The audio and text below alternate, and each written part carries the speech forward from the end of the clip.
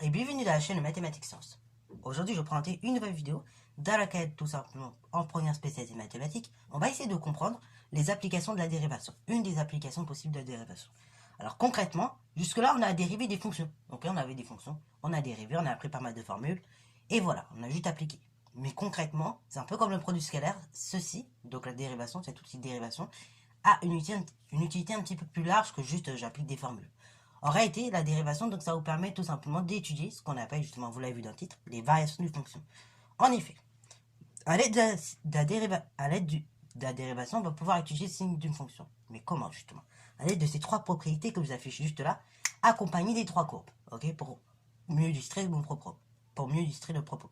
Donc, en fait, pour étudier les variations d'une fonction, on va passer par la dérivée, et notamment le signe de la dérivée, en fait. Donc, ça veut dire quoi? En fait, quand la dérivée va être positive, qu'est-ce qui va se passer? La dérivée, je rappelle graphiquement, ça représente quoi? C'est tout simplement, en fait, un coefficient directeur d'une tangente. Hein. Voilà, d'une tangente à une courbe en point d'abscisse petit a. Ok, voilà. Donc, du coup, concrètement, quand j'ai une dérivée qui est positive, du coup, ça veut dire quoi? Ça veut dire que la fonction sera strictement croissante. C'est ce que l'on peut voir sur le premier graphique. Hein. On a donc une tangente dont le coefficient directeur est positif. Donc, ça se traduit par une fonction qui est croissante. Dans le deuxième cas, si la dérivée est négative, ça veut donc dire que tout simplement, on a présente une fonction décroissante. Donc, c'est ce qu'on peut voir sur le deuxième graphique. Donc là, lorsque la tangente, le coefficient directeur, il est négatif, ça veut donc dire qu'on est en présence d'une fonction décroissante. Et troisième cas, justement, c'est le cas où justement, la tangente est égale à 0, le coefficient directeur est égal à 0, c'est la dérivée est nulle. Dans ce cas-là, la fonction est toujours constante sur l'intervalle étudié. Et c'est ce qu'on peut voir, hein. Lorsque la tangente est nulle, ok, le coefficient est nul, le coefficient directeur, et dans ce cas-là, on est en présence d'une fonction qui est tout simplement en fait constante, ok, voilà. Alors, ça c'est pour les propriétés. Concrètement, donc dans la démarche de résolution, ça va pas être très compliqué finalement, ça va être même aussi facile que ce que je vous le dis. C'est-à-dire quoi? C'est-à-dire, dans un premier temps, quand vous avez une fonction polynôme du second, enfin une fonction polynôme, ou une fonction de façon générale, et que vous allez étudier le signe, et que vous voulez étudier les variations, qu'est-ce que vous faites? D'abord, vous allez donc étudier le signe de la dérivée. Mais pour étudier le signe de la dérivée, il vous faut la dérivée. Donc d'abord, vous calculez la dérivée. Ensuite, vous étudiez le signe de la dérivée avec des différents traits que vous connaissez. Et dernièrement, après, vous faites un tableau de signes et de variations à la suite. Ok? Alors, justement, on va appliquer ça dans le premier cas. Donc là, pareil, il y aura deux vidéos là-dessus. Hein. Là, il y a cette vidéo et une prochaine qui arrivera pour bien s'entraîner sur la méthode, parce que c'est une méthode extrêmement importante qu'on va retrouver cette année encore d'un chapitre des exponentielles. Hein. D'un chapitre fonctions exponentielles, on sera amené à dériver des exponentielles et donc à étudier des signes ou même des variations de fonctions. Ok? Donc il faut être absolument à l'aise avec ces choses-là. Donc du coup, premier cas, je prends ma fonction f qui est associée à tout réel x au cube moins 48x est définie sur i égale r. Ok? Alors là, on va alléger un petit peu la rédaction pour ce type d'exercice pour que vous puissiez être plus libre en fait, pour que vous ayez moins d'ambiguïté. Ok? Donc c'est pour ça que vous allez voir dans les corrections finalement des contrôles, je détaille pas forcément plus que je faisais dans le chapitre dérivation. Là, je détaille un petit peu moins et comme ça, ça vous laisse le temps de bien faire les choses. Ok? Mais néanmoins, le peu que je mets, par contre, c'est ultra important. Donc là, dans un premier temps, on va dériver ce genre de fonction. Ce genre de fonction, c'est, vous avez une somme hein, finalement, ok?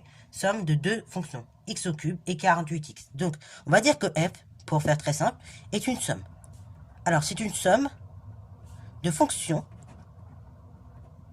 qui sont à la fois définies et dérivables sur i. Et i, donc, on vous donne un ensemble des réels.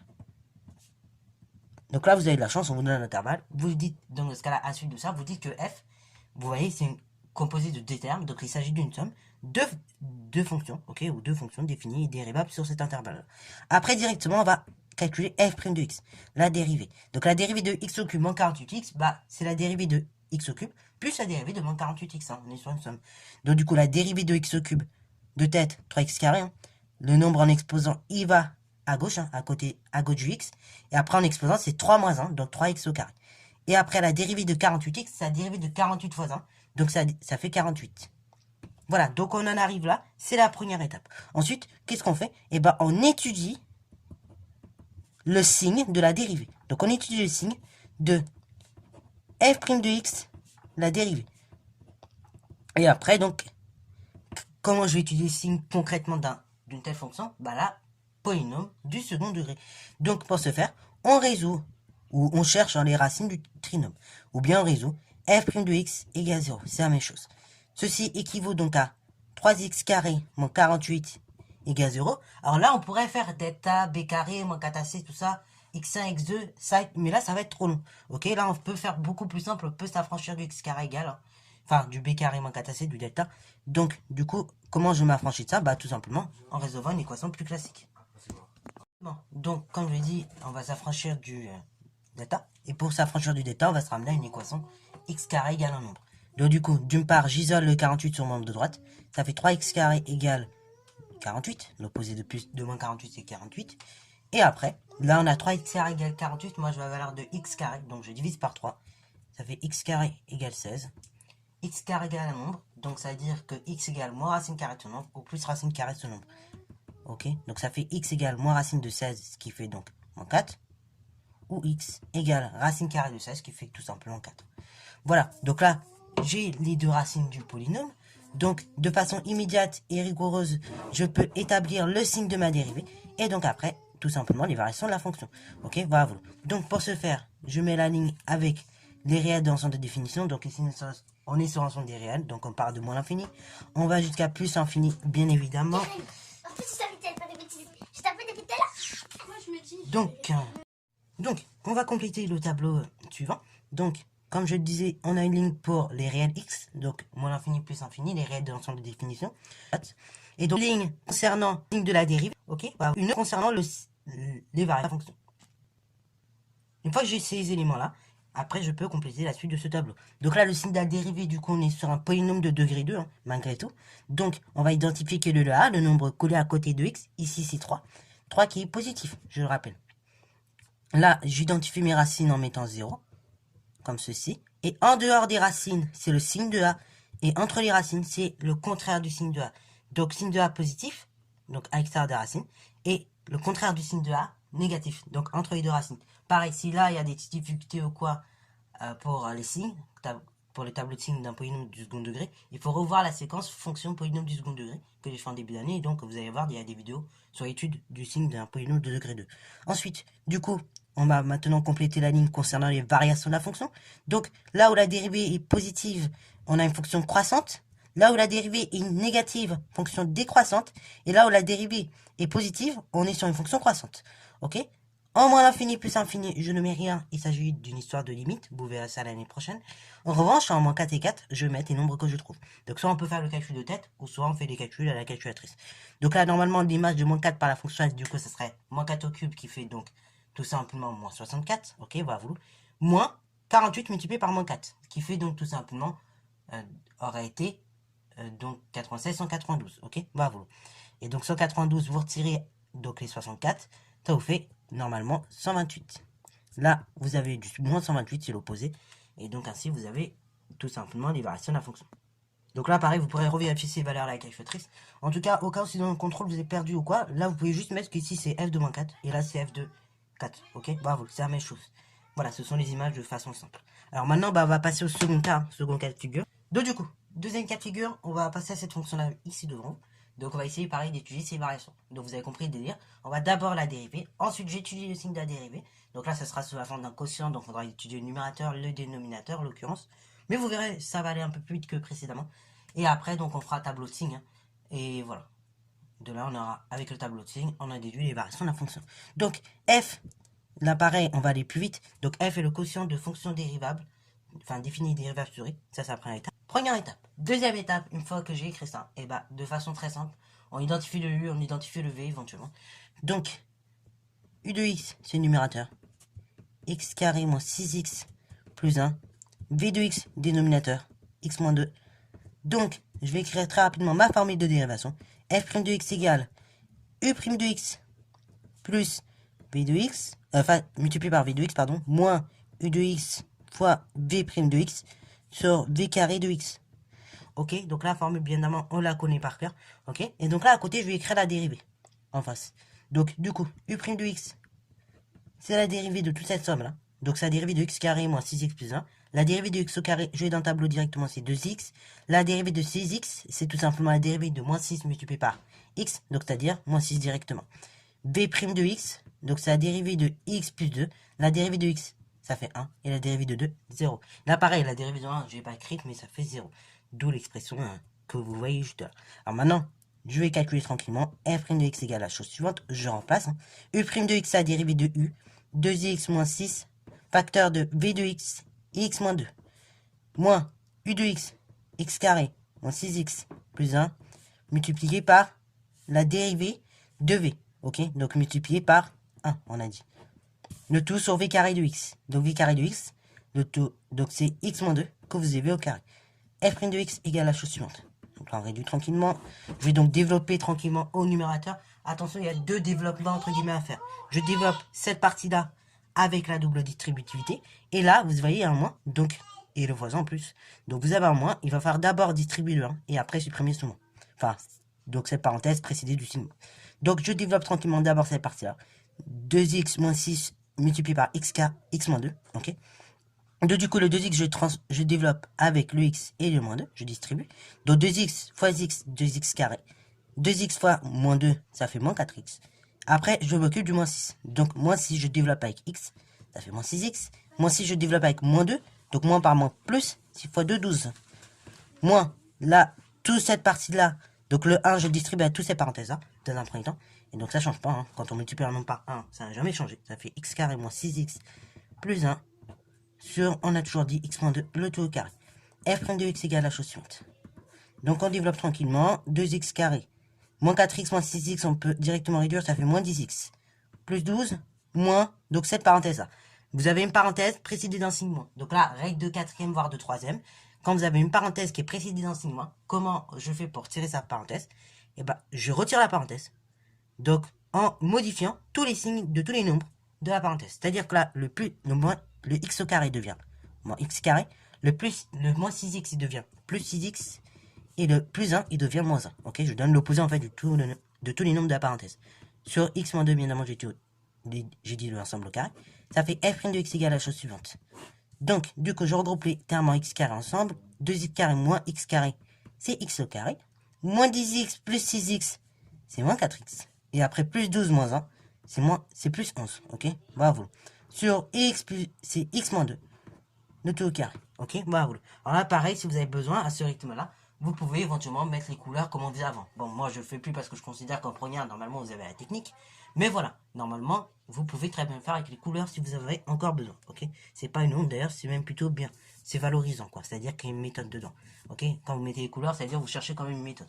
Tandis que si on met pas les couleurs, bon, ben, on considère qu'on maîtrise, mais en fin de compte, parfois on peut s'apercevoir que c'est pas toujours le cas. Enfin, quand un prof corrige, il peut s'apercevoir que c'est pas toujours le cas. Bon, fermons cette parenthèse. Maintenant, donc, je vais étudier le signe de la dérivée, f' de x, qui est sous forme d'un quotient. Donc là, et c'est là, faites bien attention au niveau des notations. Je vais insister un petit peu là-dessus, et après on va faire l'étude. Tout à l'heure, on a dit u de x et b de x, ok? U de x le numérateur, v de x le dénominateur. Oui, par rapport à la fonction de base. Là, on est sur une fonction dérivée, donc forcément, les numérateurs et les dénominateurs ne sont pas identiques. Ok, bah, puisqu'on a dérivé. Donc, du coup, le numérateur, je vais plus nommer u de x, v de x, mais numérateur, je vais nommer tout simplement n de x comme numérateur, et dénominateur d de x, ok. Et n de x, bah, ce sera ce numérateur-là, et d de x, ce dénominateur-là. Je le note. Voilà, donc là, j'ai posé numérateur égale temps, dénominateur égale temps. Maintenant, on est à cette étape-là. Donc, qu'est-ce qu'on va faire? On va tout simplement regarder ce qui est facile à étudier déjà. Déjà, on va éliminer le dénominateur pour avoir une étude beaucoup plus simplifiée. Pourquoi je élimine le dénominateur? Parce qu'il s'agit d'un carré, ok. D de x, comme il s'agit d'un carré, il sera toujours positif dans tous les cas, ok. Bah, voilà. Sauf du coup en 2, mais sauf qu'en réalité, vu que 2, et bah, c'est la valeur interdite, hein, ok, bah, voilà. Et bah, dans ce cas-là, ça sera toujours positif, ok. Donc, on va mettre pour tout x appartenant, donc en l'intervalle suivante, à R privé de 2, du coup, d de x, toujours positif, car un carré est toujours positif, ok, bravo. Ça, c'est la première chose. Donc, du coup, comme le carré est toujours positif, en fait, le signe va dépendre du numérateur, ok. C'est-à-dire que vu que le numérateur est toujours positif, ok, bah voilà. Et ben dans ce cas-là, finalement, le signe ne va dépendre que du numérateur. Et oui, parce que du coup, comme le dénominateur est toujours positif, au niveau du numérateur, bah, admettons, par exemple, je sais pas moi, j'ai une grosse bêtise, hein, de moins l'infini en 2, et bah, c'est positif. Bah, dans ce cas-là, positif sur positif, ça reste positif. En revanche, imaginez donc de moins 5 en 2, en moins 2, pardon, c'est par exemple négatif, ok, le numérateur, et ben ce cas-là, on aurait du négatif sur du positif. Et là, ça deviendra négatif, parce que à cause du numérateur qui est négatif. Et du coup, on n'a pas les mêmes signes, tout ça, tout ça. Donc du coup, on peut mettre et préciser que le signe de la dérivée, finalement, correspond au signe du numérateur. Et donc, on va étudier le signe du numérateur. Donc, du coup, maintenant, on va étudier le signe du numérateur. Donc, on étudie le signe, tout simplement, de n de x. Donc, pour ce faire, pour étudier les signes de n de x, on va résoudre une petite équation. On résout n de x égale 0, équivaut donc au numérateur égale 0, donc x carré moins 4x plus 11 égale 0. Donc, là, on n'a pas le choix, il va pas passer par delta. Hein, b carré moins 4c, vous connaissez la formule. Donc, delta égale b carré moins 4c. Delta égale la chose suivante, donc c'est la valeur de b moins 4 au carré, moins 4 multiplié par la valeur de a, 1, multiplié par la valeur de c, 11. Ce qui fait donc delta égale moins 4 au carré, 16, moins 4 fois 1, 4, fois 11, 44. Delta égale moins 28, qui est négatif. Moins 28 qui est négatif, donc ça veut dire quoi? Ça veut dire que n de x n'a pas de racine réelle.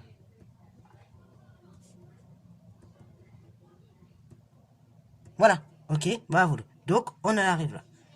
Alors, une fois que on a déduit ça, que n de x n'a pas de racine réelle, ça veut donc dire quoi? Ça veut dire que le trinôme, en fait, il ne s'allume pas. Il y a pas. Comme il n'y a pas de racine, c'est-à-dire qu'il ne va pas s'annuler. Et lorsque delta est négatif, donc, d'accord, le trinôme ne s'allume pas. Et en fait, il y a toujours le signe de a. Donc là, ici, a étant positif, et ben dans ce cas-là, finalement, la dérivée sera toujours positive. Ok?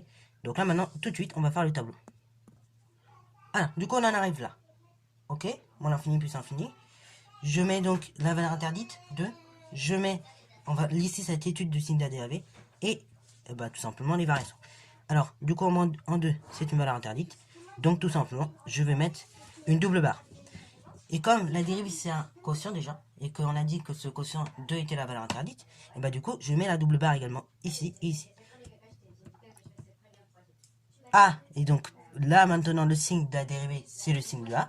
Donc, du coup, c'est 1 qui est positif, et donc ça restera toujours positif.